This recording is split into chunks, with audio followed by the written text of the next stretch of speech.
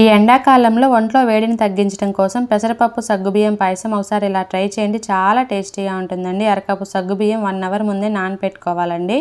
అరకప్పు పెసరపప్పు వేసుకొని 2-3 నిమిషాల పాటు వేయించుకొని నీట్గా వాష్ చేసుకొని 2 కప్పులు వాటర్ వేసుకొని మెత్తగా ఉడికించుకోవాలండి.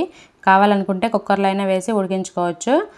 మరొక గిన్నెలోకి 2 కప్పులు వాటర్ వేసుకొని నానపెట్టుకున్న సగ్గుబియ్యం 1 టేబుల్ స్పూన్ నెయ్యి వేసుకొని సగ్గుబియ్యాన్ని మధ్య మధ్యలో కలుపుకుంటూ ఉడికించుకోవాలండి. ఈలోపు మరొక ప్యాన్లోకి 1½ కప్పు బెల్లము, అరకప్పు వాటర్ వేసుకొని బెల్లాన్ని కరిగించుకోవాలండి. మనకి పాకం అవసరం లేదు, జస్ట్ బెల్లం కరిగి మరిగితే సరిపోతుంది 1 నిమిషం పాటు. ఈలోపు సగ్గుబియ్యం కూడా ఉడికిపోయిందండి. ఉడికించుకున్న పెసరపప్పు అండ్ అలాగే బెల్లం సిరప్ కూడా ఇందులోకి స్ట్రెయిన్ చేసుకొని వేసుకోండి. నలకలు ఏమైనా ఉంటే రిమూవ్ అవుతాయి. 2-3 యాలకులు దంచుకొని వేసుకోండి. ఫ్లేవర్ టేస్ట్ చాలా బాగుంటుంది.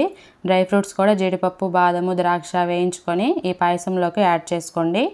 టేస్ట్ బ్యాలెన్స్ అవ్వడం కోసం చిటికెడు సాల్ట్ వేసుకోండి. స్టవ్ ఆఫ్ చేసుకొని 5 నిమిషాల తర్వాత కాచి చల్లార్చిన పాలు 1 కప్ యాడ్ చేసుకొని మిక్స్ చేసుకుంటే వేడివేడిగా పెసరపప్పు సగ్గుబియ్యం పాయసం రెడీ. వీడియో నచ్చితే లైక్ చేయండి.